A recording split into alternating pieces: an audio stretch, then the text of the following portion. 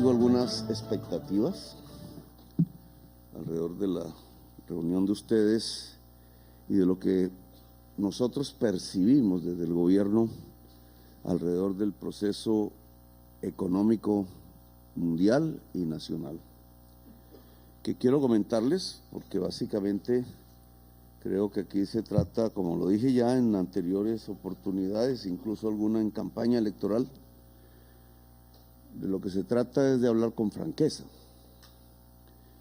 y de ver si en ese diálogo franco se pueden encontrar puntos en común o cuáles son las divergencias, etcétera. Comenzaría por algo del contexto mundial. Me parece que es importante porque cada vez más, lo sabemos, se vuelve de perogrullo, la economía colombiana está determinada en alto grado y cada vez más por el mundo. Hace mucho dejamos de ser una autarquía, que alcanzamos un poco a hacerlo, y cada vez más las ondas mundiales económicas nos influyen para bien o para mal, y por tanto hay que tenerlas en cuenta. Sin eso podemos ir a ciegas o creer que hay problemas que no hay, o al contrario, no ver los problemas que sí hay. El contexto mundial está determinando indudablemente la economía nacional, y si uno quisiera analizarlo, yo me iría hasta el año 2008, porque desde ese año que estalló la crisis financiera, en primer lugar, toda crisis económica comienza por ser una crisis financiera. Esa es la alarma, la campana que toca de antemano y que ya sabe uno lo que conlleva: parálisis de la producción, caída de los puestos de trabajo, hambre, crisis social, etcétera. La crisis es connatural al capitalismo. Desde que existe esta manera de producir, hay crisis recurrentes. Crisis que siempre, como lo sabemos, han sido de sobreproducción, pero que antes de producirse comienza por una crisis del sector financiero con el tamaño que tenga. En el 2008, el mundo vivió una crisis financiera que ha determinado desde entonces un estancamiento económico mundial. No necesariamente recesión, a algunos países en recesión, otros les va mejor, pero en promedio un estancamiento económico mundial que pasa por la época del COVID. No es el COVID el que lo dispara, sino que el COVID profundiza aún más el estancamiento económico que ya se vivía de antemano. Si me preguntan la historia de ese 2008, ¿por qué comienza una crisis mundial? Pues no hay otra palabra, de acuerdo a lo que pudimos leer y ver, que la especulación financiera. La crisis financiera del 2008 es como un dominó, va tumbando una serie de actores muy poderosos, primero en los Estados Unidos, después se expande a partir de unos actores poderosos afincados en sus ganancias y en su estabilidad económica por procesos puramente especulativos. Recuerden ustedes lo que se llamó los bonos basura. Esa fue la marca general, colocar como garantías del crédito, otro crédito, mercados secundarios, etcétera, o la vivienda con la que no se podía contar porque sus usuarios no podían pagarla. ¿Por qué no podían pagar los usuarios de los créditos de vivienda en Estados Unidos la vivienda? El análisis nos diría que porque desde hace décadas el salario real de los Estados Unidos, o el salario que yo llamaría relativo, la proporción del salario dentro de la riqueza nacional, cayó. Vino deteriorándose el sistema laboral norteamericano al punto que los usuarios de vivienda, que eran los asalariados, no pudieron pagarla y se desplomó el sistema financiero como un castillo de naipes y en una forma de dominó. De eso no hemos salido, porque enseguida vino el COVID. El COVID lo que hizo fue paralizar el capitalismo más o menos unos 2 años. Detuvo el circuito del capital, el ciclo del capital. Eso no había acontecido antes. Una parálisis del capitalismo a escala mundial por una simple razón: la fuerza de trabajo dejó de ir a trabajar por los acuartelamientos, etcétera, todo lo que vivimos en todo el mundo.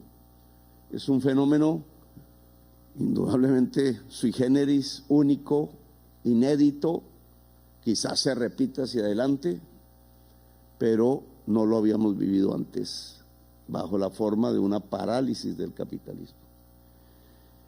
Y de ahí no hemos salido. La crisis que se profundiza a partir del COVID, viniendo del año 2008, aún hoy la tenemos. Las cadenas, la parálisis del ciclo del capital provoca una especie de oxidación. Volverlo a poner en marcha no ha sido fácil. Poco a poco va tomando otra vez su línea anterior al COVID, que ya era estancada. Los contenedores, la crisis de contenedores, los desabastecimientos. Aún hoy las medicinas a nivel mundial no llegan. En alguna oportunidad no había Coca-Cola en Miami. Los circuitos de ventas de automóviles, etcétera. Poner en marcha otra vez lo que llamamos el ciclo del capital, su transformación de mercancía a dinero, la producción de la mercancía, el dinero para producir la mercancía, que en general es crédito, no ha tomado el ritmo que estaba antes del COVID, que ya estaba estancado. Al contrario, lo que estamos viendo es una profundización de la crisis. Y retomaría las palabras que escuché en Davos por parte de las personas que allá van, digamos, el club de la gente más poderosa del mundo desde el punto de vista económico, que se reúnen para encontrarse en primer lugar, pero también para palpar en cierta forma el clima mundial, el clima del mundo. Es como una especie de sensor que han construido para darse cuenta de qué sucede en la humanidad.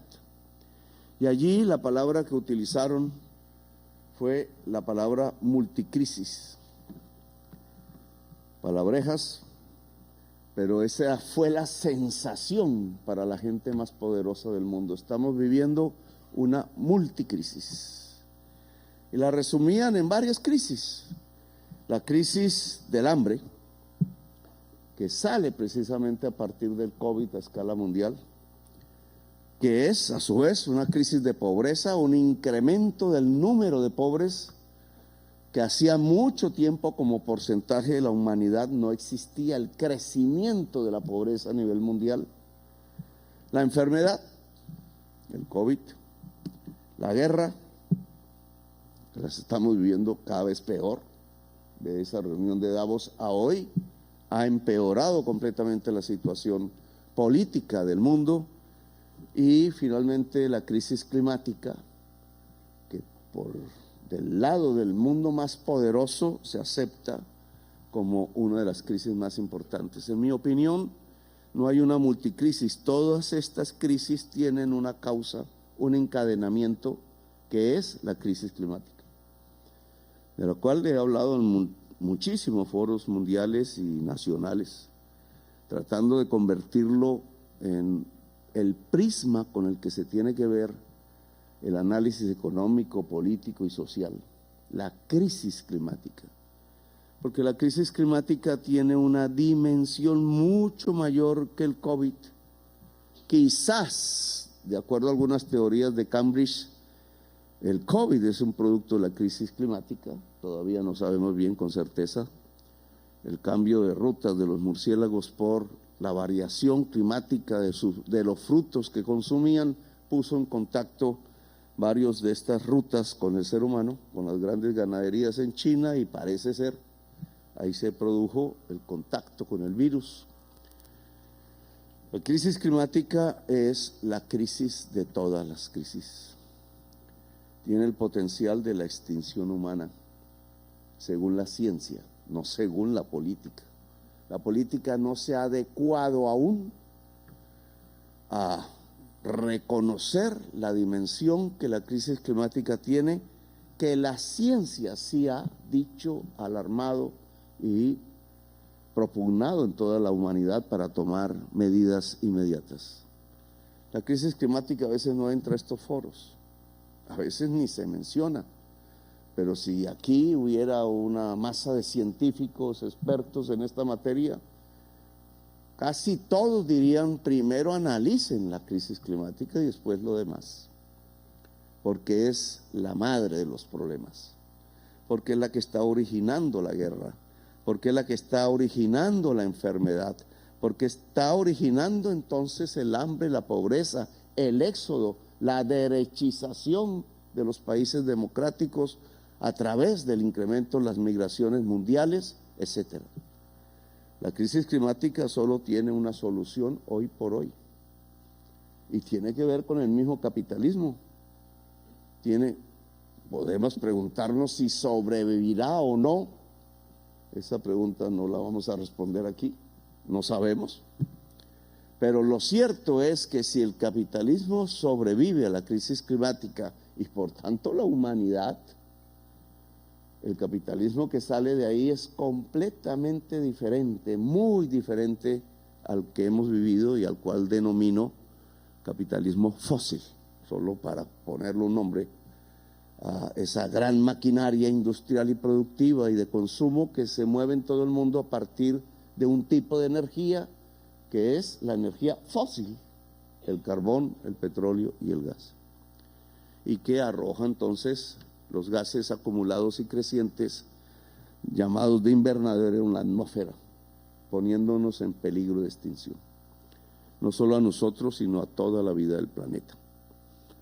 De aquí es que sale Duque diciendo que yo soy un cósmico radical, así que voy a acoger esa manera de llamarme, pero es cierta, porque la solución es radical, no es de pañitos. El mundo se reúne de vez en vez a través de las COP para hablar de este tema.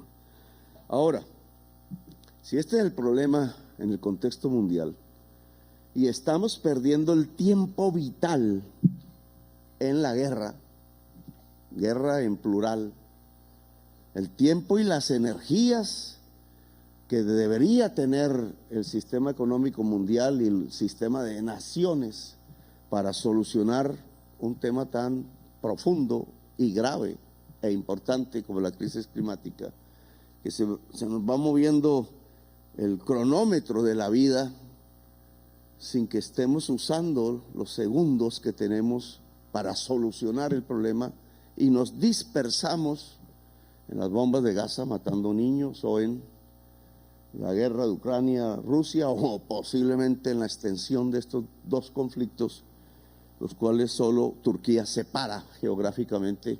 En el momento en que se junten, pues estamos en la tercera conflagración mundial, y como una humanidad que necesita un tiempo vital para rehacer su sistema productivo y de consumo de otra manera, para establecer la vida, puede estar perdiendo el tiempo en la guerra. Me atrevo a decir que la guerra es el producto de esa tensión creciente que produce la crisis climática en las decisiones políticas de la humanidad. Es que ni más ni menos se trata de salir de unos procesos productivos, tecnológicos, de consumo, hoy fósiles, hacia unos descarbonizados. Y eso a escala global y rápidamente. La dimensión de ese reto, desde el punto de vista económico, es profunda. Cuando se empiezan los COPs a hablar de cuánto vale, pues pasamos, en París se hablaba de 100,000 millones de dólares anuales, nunca se reunieron a la fecha. Hoy estamos hablando de 3 billones de dólares anuales para poder financiar ese salto. ¿De dónde saldría esa plata, ese dinero, si realmente estuviéramos en la disposición de solucionar el problema? ¿Del sistema financiero mundial? Algunos dicen que sí. Este es un tema crucial para esta reunión. ¿O hay que reformar el sistema financiero mundial para poder lograr el espacio de financiación de la descarbonización de las economías a escala mundial y de adaptación de las sociedades a la crisis climática? En sus cuadros yo pondría eso en el centro. Obviamente cuadros hechos para el país, pero mirados desde el punto de vista mundial. ¿Cuál es la reestructuración del sistema financiero mundial? Con la banca multilateral allí en el centro, el FMI, el Banco Mundial, con los fondos de capital del mundo, que básicamente son fondos pensionales, con los bancos clásicos del mundo, que ya han cogido un papel más secundario en lo que llamamos el sistema financiero mundial. ¿Cuál el papel para poder llevar todo el aparato económico poderosísimo de la China, de Europa, de los Estados Unidos, hacia apagar las chimeneas de emisión, o como se llama ahora más técnicamente, descarbonizar las economías? Ese es el reto inmediato de un sistema financiero. Bien, en la COP se ha dicho que la responsabilidad mayor, además de los estados que tienen que coordinarse, es el del sistema financiero mundial. ¿Por qué? Porque el sistema financiero es un centralizador del capital. Porque determinando hacia dónde se asignan los recursos de capital, se puede determinar el cambio de las estructuras económicas. Los estados y el sistema financiero mundial. No hay otras palancas más poderosas que esas. Ahora viene un problema ideológico que pega en la discusión que vamos a tener. Sistema financiero mundial relativamente privado, excepto la banca multilateral, versus poderes públicos mundiales, coordinados entre sí, vía Naciones Unidas u otras formas. ¿Son complementarios o son contradictorios? En la última discusión en la COP a la que yo pude asistir y hablé de esto, en mi opinión pueden ser complementarios, pero entonces ya no se mueven, y ahí la ruptura del paradigma político o ideológico, si ustedes prefieren esa palabra, en la tesis de la libertad de mercados que viene dominando el pensamiento político y la forma de dirigir estados desde hace 40 o 50 años, lo que algunas personas llaman el neoliberalismo.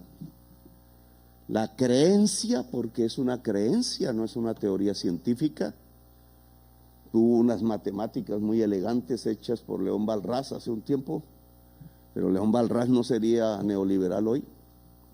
Era neoclásico, que pensaban, por lo menos Walras, que el mercado actuando libremente maximiza el bienestar individual y extrapolaban a social.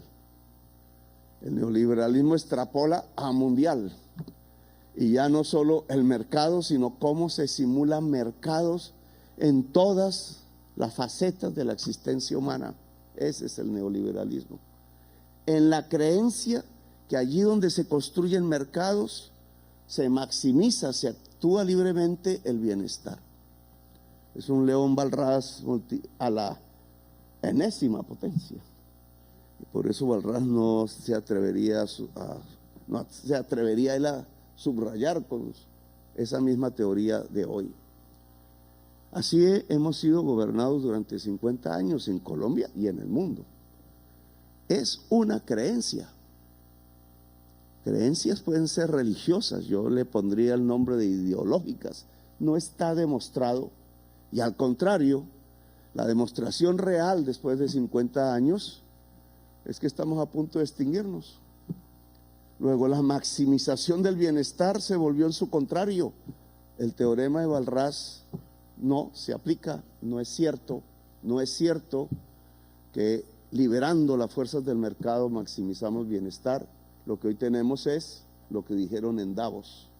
El resultado final es la multicrisis en una dimensión que nunca habíamos vivido como humanidad, en el momento de mayor riqueza, de mayor consumo de la historia humana, la posibilidad de caer en el abismo de la extinción como especie definitiva. Eso no es maximizar el bienestar. Y entonces esto nos lleva a un cambio de paradigmas en el mundo, todavía balbuceante. No hay un libro que digas por aquí. No es como finales del siglo XIX, en donde las personas, los partidos políticos decían, no, es que esto se hace por aquí, así y así. Hoy nadie podría decir eso. ¿Cuál es el camino a seguir? Lo cierto es que si uno le pone cuidado a esas discusiones mundiales, a las COP y otras, cada vez se aleja más la decisión de la creencia del libre mercado. Por ejemplo, la última discusión, y creo que va a ser así ahora, ¿cómo es que llama ese país? Azerbaiyán, que es donde está la siguiente COP, si no me equivoco. La discusión es la financiera. Lo que se va a discutir es el sistema financiero mundial. Y las tesis que van llegando tienen que ver con que el sistema financiero mundial se tiene que mover alrededor de un plan. Y esta palabra la subrayaría mucho, porque la idea del plan se acabó casi que completamente en el paradigma económico del mundo. Otra vez a la idea de un plan humano, un plan político, un plan hecho por los poderes públicos congregados que pudieran señalar de manera rápida cómo financiar los procesos de descarbonización a escala global y en las economías más poderosas del mundo. Un plan. El sistema financiero podrá moverse alrededor de un plan de manera indicativa hecha por las representaciones de la humanidad y hacia el objetivo de financiar la descarbonización, que implica, y así se ha dicho, no financiar el capital fósil más y financiar todas las ramas que llaman ahora del capitalismo verde, es decir, que provoquen una descarbonización acelerada en el mundo. Una asignación de recursos diferente, que no está determinada por el mercado, sino por la voluntad de vivir como especie.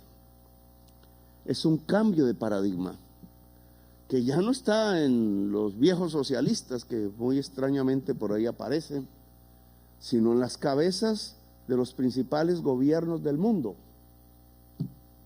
Es decir, estamos saliendo de una era de creencias y se está instalando otros paradigmas aún sin saber bien cuál va a ser el camino que escoja la humanidad para salir de esto que en Davos llamaban la multicrisis, y que en mi opinión personal es la crisis climática, si es que no caemos en la conflagración, si es que las tensiones políticas que cada vez son más crecientes en el mundo no terminan devorándonos el tiempo escaso que tenemos para hacer los cambios indispensables.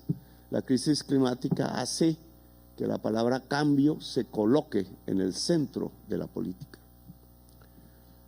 Aterrizamos ahora a Colombia.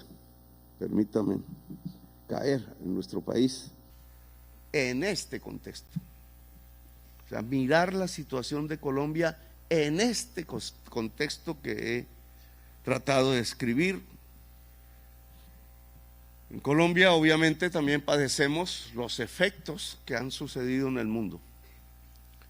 2008, poco débilmente, pero profundamente, el país queda golpeado por el estancamiento del capital, sobre todo a partir de la enfermedad, el COVID. Nos pasó lo mismo que la mayoría de los países del mundo. Hubo dos maneras de tratar la enfermedad. Estados Unidos, Europa, Japón, China, las economías más poderosas, emitieron dinero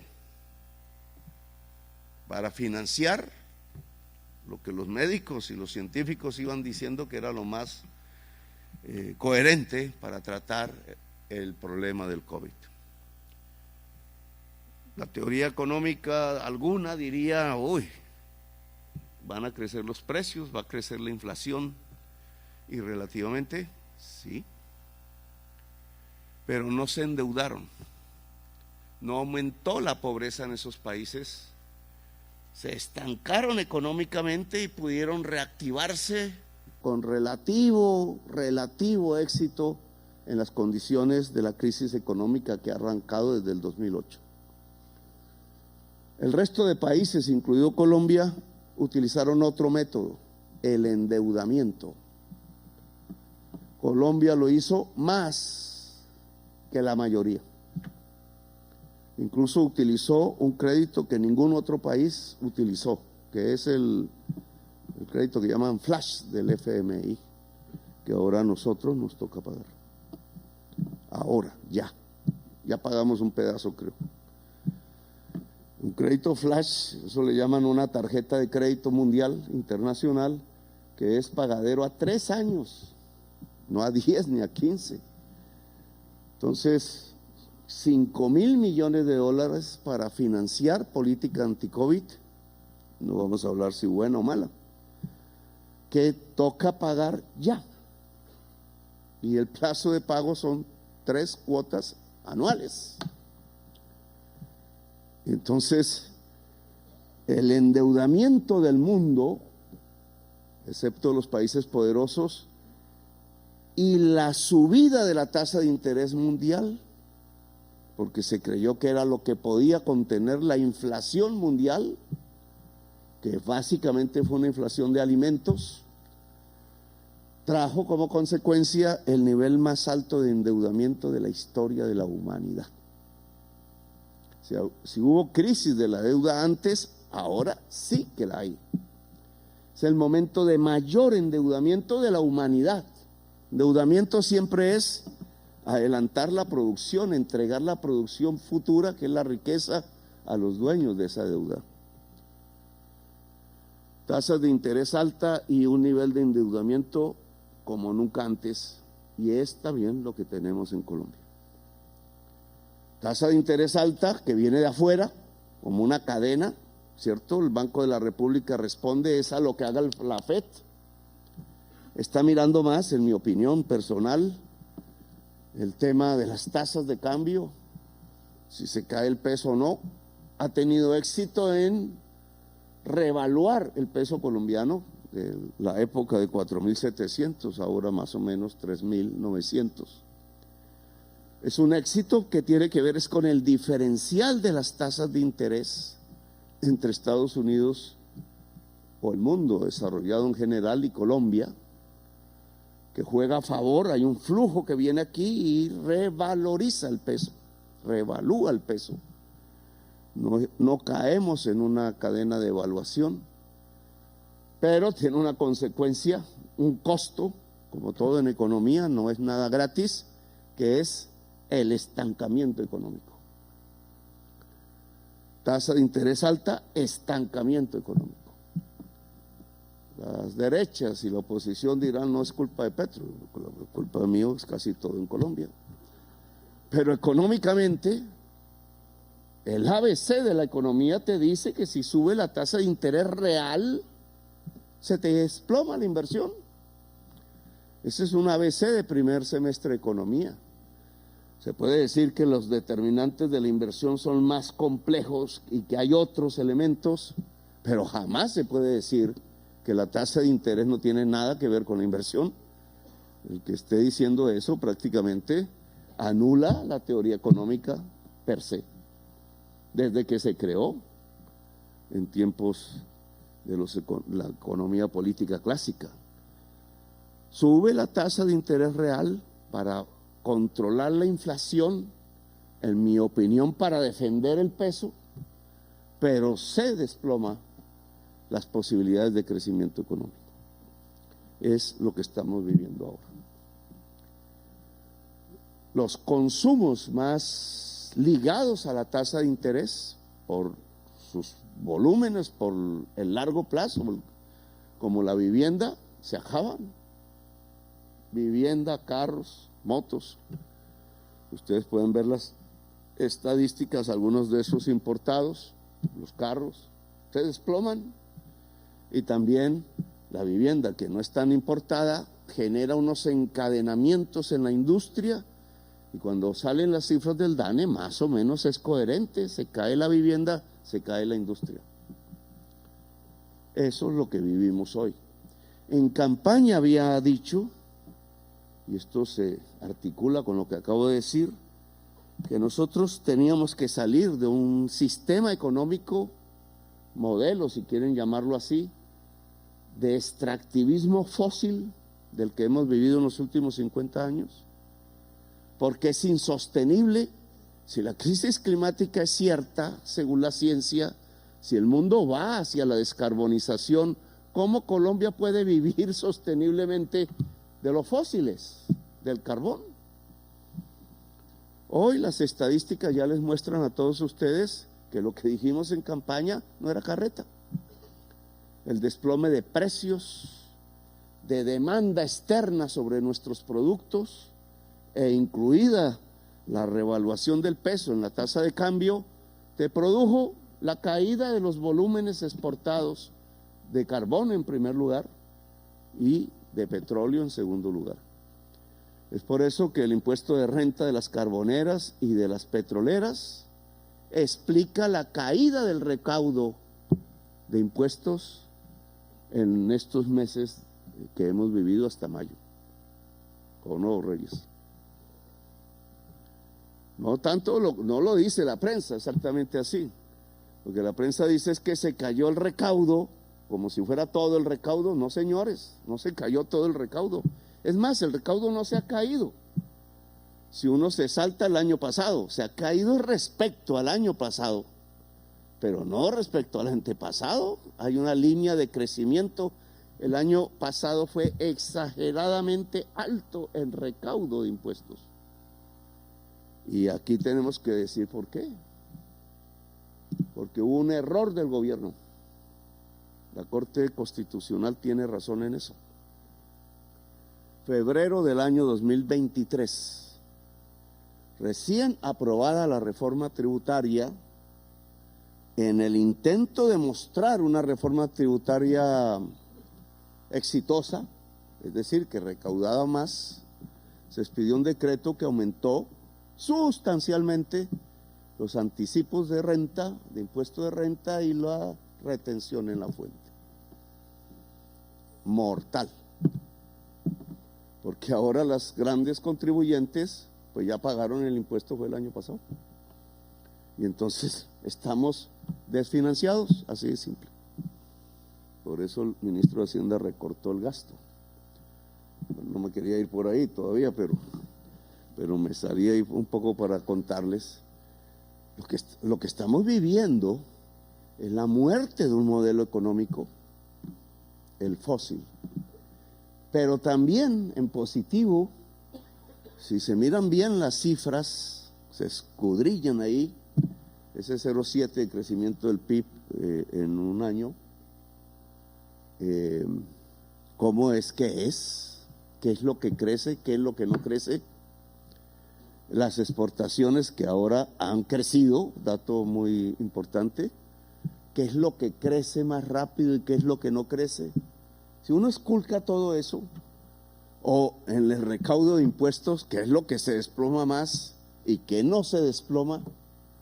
Pues entonces uno podría ver que estamos saliendo de un modelo cimentado en el capital fósil, carbón y petróleo, y empieza a aparecer, tal como prometimos, un modelo económico, un sistema económico construido alrededor de la producción.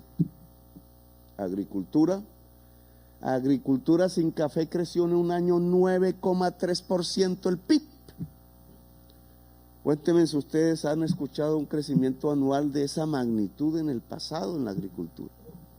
Yo la verdad no lo recuerdo, puede que que por ahí haya algún año, pero hace mucho la agricultura colombiana sin café no crecía al 9,3%.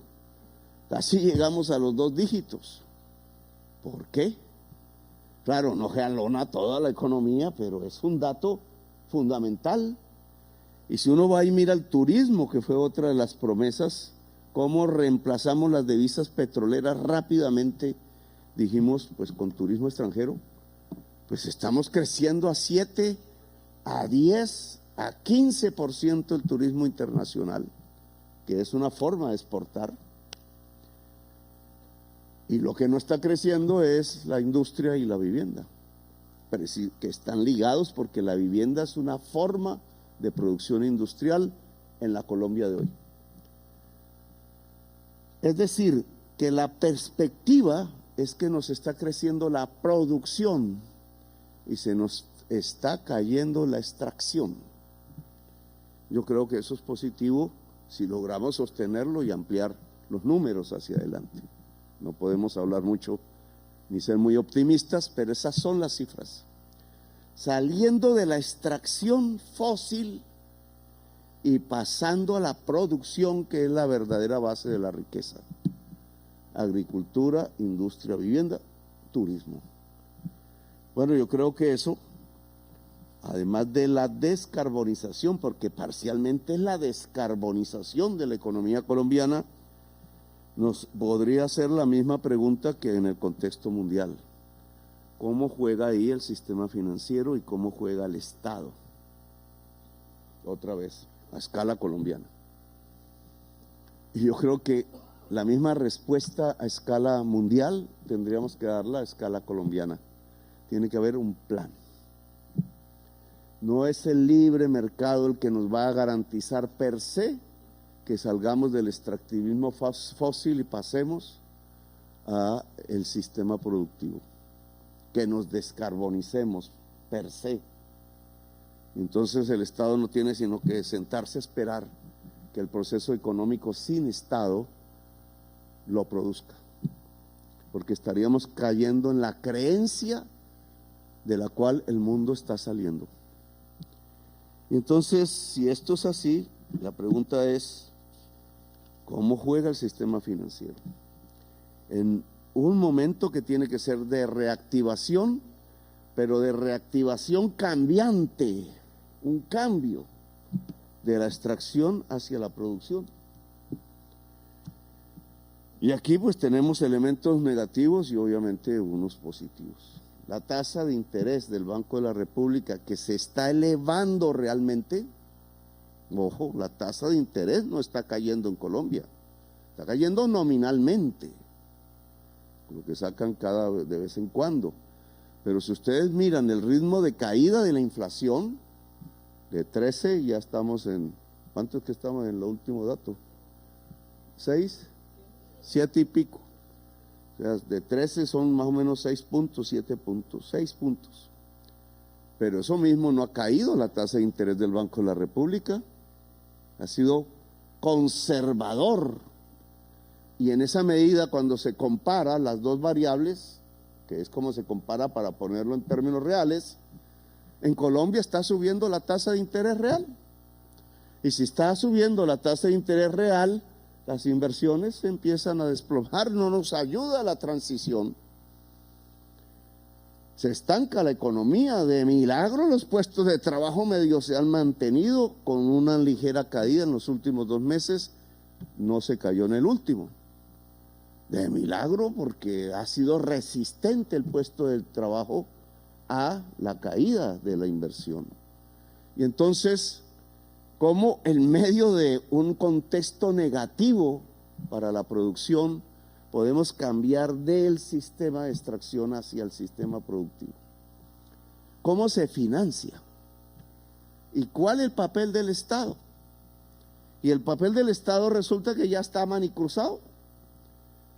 La derecha sacó unos cuadros muy interesantes donde mostraba el crecimiento del PIB en términos de gobierno, de gastos de gobierno y de la economía privada, y efectivamente es el gobierno el que impidió que la economía entrara en recesión. va por delante, está como extrayendo así en niveles modestos, pero ese es el cuadro. Pero el gobierno puede seguir haciendo eso de aquí en adelante. La respuesta es no, porque el gasto del gobierno hay que recortarlo. Aquí puede haber todo un debate. Si Keynes me oyera diría cómo se le ocurre. Pero si me escuchan mis ministros del lado económico, entonces dice, toca recortarlo. Y ¡chum! El gasto no se va a recortar en lo que tiene que ver con la población más pobre de Colombia. De eso no hemos hablado todavía en público, así que no. Ahora se ha paralizado el gasto público. Y entonces, si el gasto se paraliza y estamos estancados, ¿qué pasa? Acabamos de enredar la piola, porque era el gasto público el que estaba jalonando la economía, y si ahora se queda quieto, ¿qué? Empezaría el barco a estremecerse en las aguas de la economía. Y lo que hemos pensado en medio de esta situación, que es difícil, incluso un poco acorralados, porque nos tumban los impuestos. Hay que decirlo, el Banco de la República la Corte Constitucional tiene razón en decir que hubo un exceso en el decreto de febrero del 2023, que lo detectó bien en su fallo, pero no tiene razón en que entonces se podía quitar la mitad de la reforma tributaria que iba hacia los sectores rentísticos y fósiles, coherente con lo que estábamos proponiendo nosotros, carbón y petróleo, 6 billones de pesos, y que entonces le devolvemos esa plata. Le devolvemos la plata al capital fósil y nos quedamos sin financiar la reactivación económica y la transición hacia el capital productivo, en contravía completamente de lo que este gobierno propuso y por lo cual votaron 11,5 millones de personas. Que no sé si tenga valor o no, pero para mí es el mandato fundamental, si es que esto es una democracia. Entonces nos quitan impuestos, se cae el recaudo por otras razones, se junta todo eso, aumenta la deuda, porque nunca habíamos pagado un nivel de deuda tan alto como ahora, de un año a otro 30 billones más, y con una tasa de interés increciendo. La tormenta perfecta. Y la responsabilidad que teníamos era gastar más para impulsar la economía hacia la reactivación. Y no podemos. Entonces, ¿qué? Ustedes, el sistema financiero, que es un centralizador de capital, empieza no a ser la alternativa, sino a hacer agua. Usted muy optimistamente dice, no entramos en crisis. Es probable que no, pero es la peor cartera de América Latina. ¿Por qué? Porque la gente está dejando de pagar los créditos. ¿Por qué? Porque la tasa de interés está arriba, se los está comiendo. Y entonces estamos entrando a un problema real. Y si el sistema financiero entra en crisis, se acabó la economía colombiana. Porque siempre es la alerta primera. ¿Por qué puede entrar en crisis? Porque la tasa de interés del Banco de la República está muy alta y está creciendo, no está bajando. No está bajando. Y entonces tenemos un problema en el cual el gobierno, como ustedes saben, no puede intervenir por razones constitucionales. Pero hay una especie de acorralamiento, tanto para el Estado, el gobierno, como para el sector privado, porque el centralizador del sector privado, que es el capital financiero, está en problemas, y el Estado está en problemas. No se puede sustituir uno al otro, ambos están en problemas.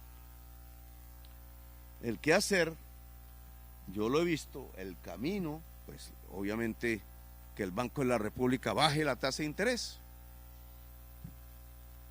Entonces aparecen las derechas diciendo no, ¿cómo le van a hacer ese favor a Petro?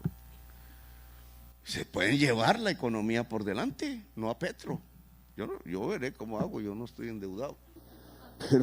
Pero la economía colombiana, una vez empieza una crisis, frenarla no es fácil. Es posible no entrar, pero una vez se entra, ya eso coge unas dinámicas en donde quedamos de espectadores hasta que podamos medio encontrar un camino de reactivación. Entonces, indudablemente el primer aspecto tiene que ver con la tasa de interés en Colombia real, no nominal, real. Y con una actividad que la Junta Directiva del Banco de la República, independiente del gobierno, pues tiene que mirar, porque ya tenemos el sistema financiero peor parqueado de América Latina en este momento. Ahora, ustedes son un asignador de recursos. En teoría, ustedes deberían asignar los recursos cambiando también, ayudando a cambiar el modelo económico, voluntariamente, de la economía extractivista hacia la economía productiva. Eso lo hablamos antes. Incluso dijimos no tanto consumo, producción, que es una forma de aumentar la inversión a través del ahorro. El sistema financiero es un intermediario allí, pero tiene que cambiar de la economía extractivista, donde yo creo que hay mucho capital depositado en peligro, hacia la economía productiva, que es donde yo creo podemos navegar hacia adelante. Agricultura, industria, vivienda, turismo, en los tres grandes capítulos, sin particularizar más. ¿Lo puede hacer libremente la banca o el Estado tiene que acompañar? El tema de la inversión forzosa, que es un tema de discusión, yo sé, aquí, y que nosotros estamos analizando, porque el único ejemplo práctico es el de la agricultura. Ha utilizado el Estado toda la inversión forzosa en agricultura, que está esperando, el Estado es el gobierno, que está esperando para utilizar completamente el recurso, porque ante el estancamiento del gasto, las dificultades del sistema financiero privado, hay una tercera vía, y se llama crédito otorgado por el gobierno, a través de instituciones que ya están, no hay que crearlas, con alguna experiencia. Es una tercera vía. Mientras tengo que detener el gasto, podemos aumentar el crédito derivado de las instituciones públicas. ¿Cuál es su fuente de financiación del crédito?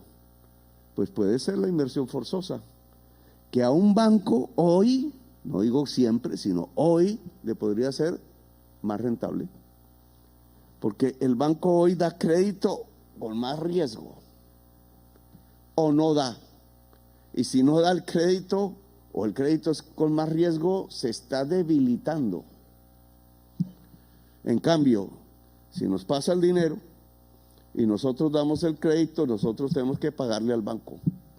El pago del Estado al banco es mucho más sano, mucho menos riesgoso, y nosotros podríamos subsidiar la tasa de interés con el presupuesto para vivienda, para industria de exportación, para la agricultura, etcétera, ya en las líneas específicas.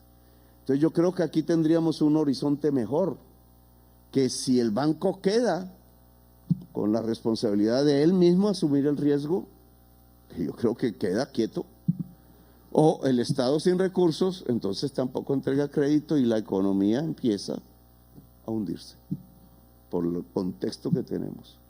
Si nosotros sacamos billones, bueno, ya tendríamos que hacer las cifras como usted ha hecho, hacia los sectores productivos, que el crédito tiene que ser asociativo, que es hacia la economía popular, para defender el empleo, los puestos de trabajo, etcétera, que el Estado puede ayudar mejor a hacerlo. La banca privada ha tenido problemas allí, usted mismo mostró las cifras que llama usted de inclusión crediticia, pues es muy pequeña la inclusión crediticia. El Estado podría ampliarlo y al activar entonces los procesos de inversión productiva, podríamos dar el soplo que Keynes hablaba de la reactivación económica. Ya reactivar la economía, pues coge sus propias formas y horizontes, pero en este momento me parece que el papel del Estado es crucial. Lo seguimos discutiendo, pero no podemos gastar muchos días porque hay que actuar rápido, porque hemos pensado presentar un paquete de leyes al Congreso. Igual nos pueden bloquear, hay otros caminos, pero en las propuestas que se presentarían, yo me inclino hacia la inversión forzosa, cogiendo de modelo la agricultura que ya está, sino dedicándola también hacia vivienda, industria, ahí con un énfasis en exportación, que Valcoldes se creó fue para eso, y hacia el turismo, que está reaccionando positivamente en Colombia, turismo internacional, para que esos tres motores, locomotoras, como decía Santos antes, las tres locomotoras de la producción puedan sacar la economía hacia adelante. Es nuestra propuesta. Está a discusión.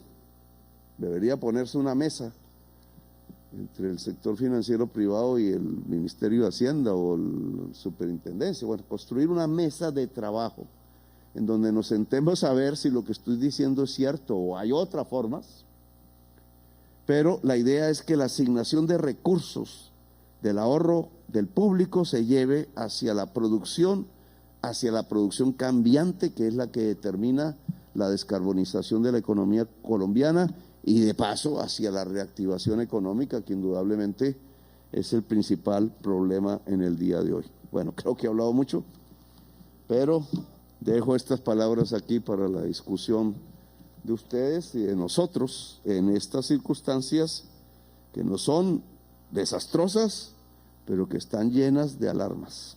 Gracias, muy amables.